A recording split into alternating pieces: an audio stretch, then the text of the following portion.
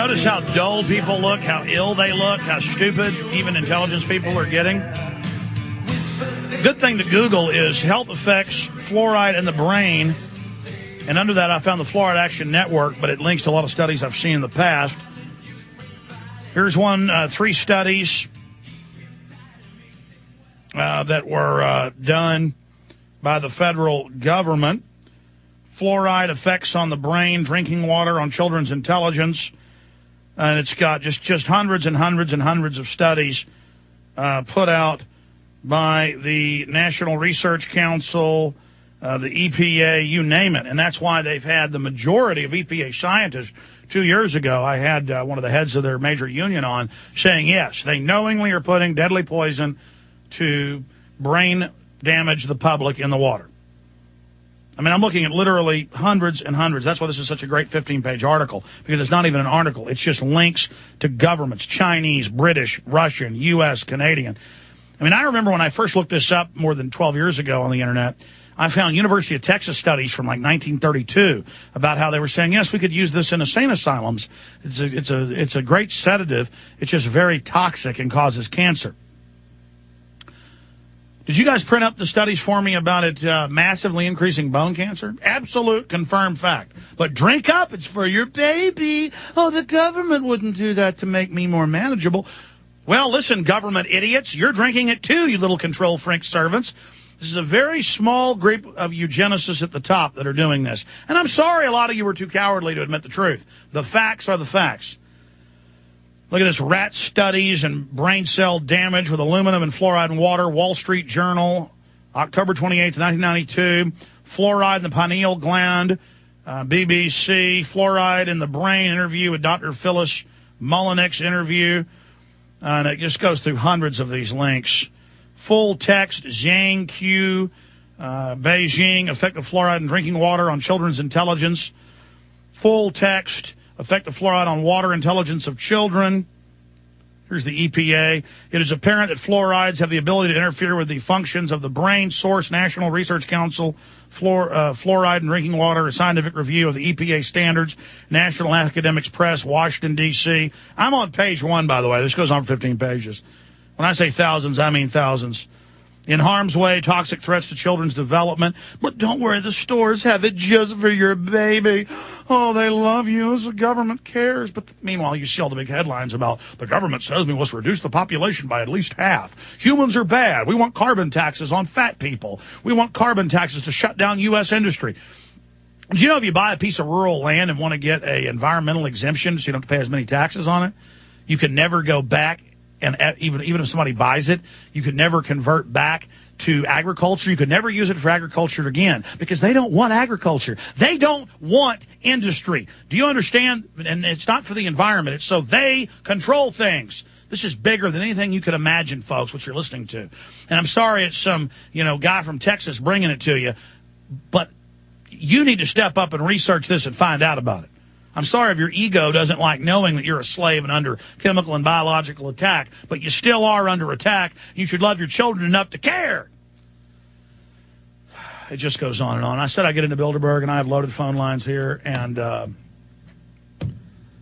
just start thinking about a caller bringing up key points, and it's true. Let's take another call. Harvey in Florida. Harvey, you're on the air. Hey, Alex. How you doing today? Oh, pretty good. I wish folks weren't brain damaging their children, but, hey, they love the government. Well, I'd love to call you and give you some, I was an eyewitness several weeks ago. I sent there in an email. I'll give you the short version of what I saw. I was in the Tropicana Casino and Hotel in Atlantic City. I go in the elevator. There's a gentleman dressed in a suit. I said, oh, are you here for a conference? He goes, yeah. I go, what type of conference? He goes, National Security Conference. So we go down the elevator, and I see an arrow where the conference is, a bunch of letters, FCC, HS. So I follow the arrow, and it turns out they had it spelled out when you went upstairs where the conference was. They had fusion centers, criminal investigation, homeland security, and I saw all these characters It was unbelievable what was going on. It was a 2-day conference. Yeah, the fusion centers are federalizing everything, teaching the police that guns are going to be illegal, how to work with the youth corps. The local fusion centers track everybody's cell phone real time. They hit one code, they dial in to listen, another code, they follow you by name with your cell phone under federal law. No Fourth Amendment, no Fifth Amendment, no 10th. What else happened? Well, there was I think it was a guy in a white suit with bars on his chest, so I believe he was a Navy admiral, and there were state police cars everywhere and stormtroopers from the state police in this conference. So this is... Well, you know who heads up FEMA and all the major departments is military people now. Yep. This confirms everything you've been talking about. So what else did they see you and tell you to get out of there, or what was going on? Yes, they gave me an escort out. I pretended like I was a senile old man, because I was just walking around trying to snoop on them. And I said, oh, no, I'm just looking for the elevators. You know, I pretended like I was senile, so they escorted me. The security escorted me out. But they were marching through this place. The admiral had 5 flunkies in suits following him like an inch from him as he was marching through the corridors. And every day, this was 3 weeks ago, and every day on the news, every minute of every day on every station across the land, they were talking about the flu outbreak. This was, and they weren't hiding, but it was weird. Why would they be at a casino? They have to get in a little gambling while they're... Because, well, I'm going to be frank with you. What do you think runs the New World Order? It's the global mafia. But no, they're having regional meetings everywhere to test their federal flunkies, and they're promising all the locals all the power they're going to get. This is a criminal takeover of society. And the foreign banks are openly imploding the economy by design. They'll soon have us completely sucked dry. And they know when the public panics, they're going to release some flu or something as a cover story, as an excuse to clamp down. Oh, we got to have martial law for a flu. Remember, 4 weeks ago, I laid out it was a manufactured flu. Now, top scientists have looked at it and say, yes, it is totally manufactured, but as a beta test. And so it just gets crazier and crazier, my friend. I appreciate your call. Yeah, it's just Google fusion centers. It's the fusion centers that are getting these DHS reports saying veterans are the #1 threat to Homeland Security. #2, American gun owners. The whole anti-terror system is for you. You own a nice ranch, you own a company, you're the target. You're well-to-do, you're the target. You're middle class, you're a veteran, you're a gun owner, you're a retired police officer. What do you think happened in Russia and China and Cambodia? You better read up. You better find out who the targets are.